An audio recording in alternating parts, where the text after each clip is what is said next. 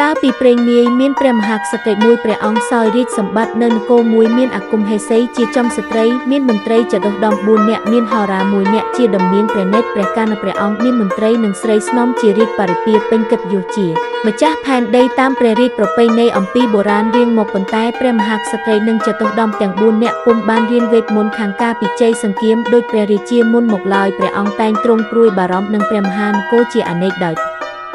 ព្រះរាជានុភាពរបស់ព្រះអង្គចេះតែទុនទាបចុះទ្រង់ក៏រំពឹងថាបើប្រសិនជាមានសឹកសត្រូវចូលមកលុកលុយដណ្ដើមព្រះនគរអញមុខជាព្រះនគរនឹងបានទៅក្នុងកណ្ដាប់ដៃនៃបច្ចាមិត្តដោយងាយពុំខានឡើយថ្ងៃមួយវេលាម៉ោង8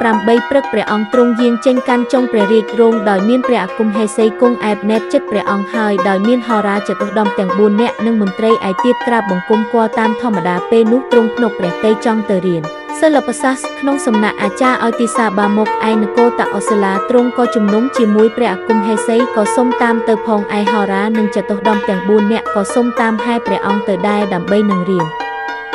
មន្តវិជ្ជាឲ្យជំនាញដើម្បីរក្សាព្រះនគរព្រះអង្គក៏ទ្រង់ព្រះរាជានុញ្ញាតជំនុំស្រេចហើយមានថ្ងៃមួយព្រះអង្គនាំអាគមហេសីហោរានិងចតុះដំទាំង4នាក់ចេញចាក់ព្រះនគរគម្រប់7ថ្ងៃដល់នគរតសិលាបានជួបនឹងអាចារ្យទីសាបាមុខក៏សូមរៀនសិល្បវេទអាចារ្យទីសាបាមុខទទួលភារៈបង្រៀនព្រះអង្គព្រះអាគមហេសីនិងហោរាព្រមទាំងចតុះដំបានរៀនចេះចប់សពគ្រប់ទោះនិងចង់ក្លែងខ្លួនជាសត្វតិរិច្ឆានឬជាយៈគុណសុបណាក៏បានដោយងាយរៀនចេះចប់ស្រេចស្ដេចសុំលាលោក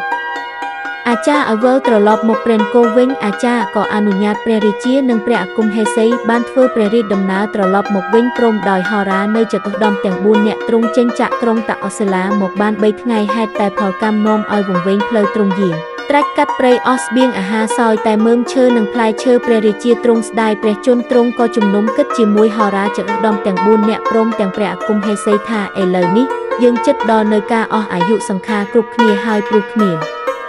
អាហារនិងចិញ្ចឹមជីវិតតើអស់លោកយល់ឃើញដូចម្ដេចហោរាទូលព្រះអង្គថាទូលព្រះបង្គំជាខ្ញុំយល់ឃើញថាមន្តវិជ្ជាដែលយើងបានរៀនមកសឹងចេះសពគ្រប់ដូចគ្នាហេតុនេះបើកាលាខ្លួនជាសត្វខ្លាធំហើយនឹងចាប់សត្វឯទៀតធ្វើជាអាហារទម្រាំតែទៅដល់ព្រះនគរសឹមកាលាខ្លួនជាមនុស្សវិញក៏បានព្រះរាជាព្រះមហេសីនៅចតុះដំក៏ព្រមតាមហោរាទ្រង់មានព្រះបន្ទូលសួរថាឥឡូវរូបខ្លាទាំងមូលនេះលោកណាត្រូវកាលាខ្លួនធ្វើជាអ្វី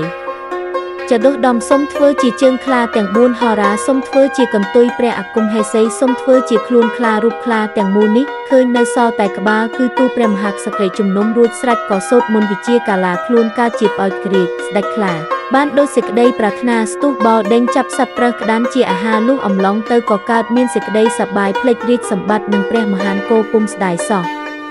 ហេតុនេះបានជាសត្វខ្លាមានកម្លាំងជាងសត្វឯទៀតហើយសត្វខ្លានេះកាលនឹងចាប់សត្វជាអាហារគឺដឹងដោយសារកន្ទុយជាមុនព្រោះជាហោរាដងខ្លួនដែលទន់ភ្លន់គឺព្រះអាគមហេសីជាស្ត្រីភាពឯក្បាលដែលមើលឃើញសម្បើមអស្ចារ្យគឺតួអង្គព្រះមហាក្សត្រីដែលមានមហិទ្ធិឫទ្ធិជាងគេទាំងអស់ឯជើងទាំង4ដែលមានកម្លាំងខ្លាំងហើយមានក្រចកមុតគឺចតុះដំទាំង4សូមអរគុណបងប្អូនដែលបានទស្សនាដល់ចប់សូមជួយ follow និង share ម្នាក់មួយនឹងទទួលបានរឿងល្អមើលជាច្រើនទៀត